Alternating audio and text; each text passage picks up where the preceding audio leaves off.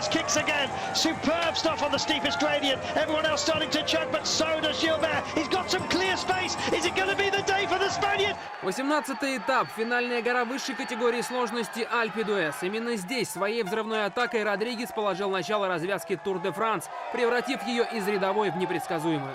На пару с юным колумбийцем Найро Кинтаной капитан «Катюши» впервые на большой петле поставил под сомнение превосходство Криса Фрума. Оказавшись в роли жертвы, британец проиграл двум агрессорам более минуты.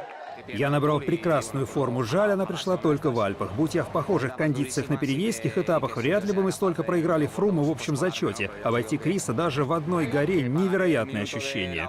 Впрочем, для Фрума этот функциональный кризис оказался единственным. Как ни старались Родригес с Кинтаной на 20-м этапе сбросить Криса с колеса, британец неизменно настигал соперников.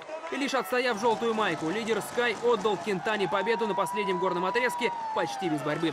Родригес же финишировал вторым, решив главную задачу. Испанец по прозвищу Пурита укатал своего соотечественника Альберто Контадора, переместившись на 3-е место в общем зачете.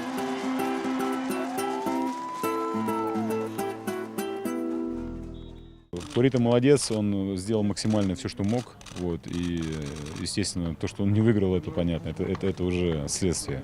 О победе на этапе можно было бы подумать, если бы Фрум и Кинтана проводили больше смен на финишной горе. Однако я все равно очень счастлив. От подиума в общем зачете меня отделяло несколько секунд, и я знал, что мог обойти Контадора.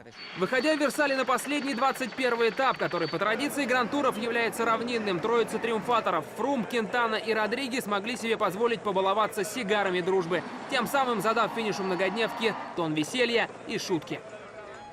Поговаривают, что Крис Фрум к Тур де Франс готовился на таком велосипеде. Именно поэтому у него столь большое преимущество в генеральной классификации. Возможно, 101-й Тур де Франс пройдет именно на таких байках.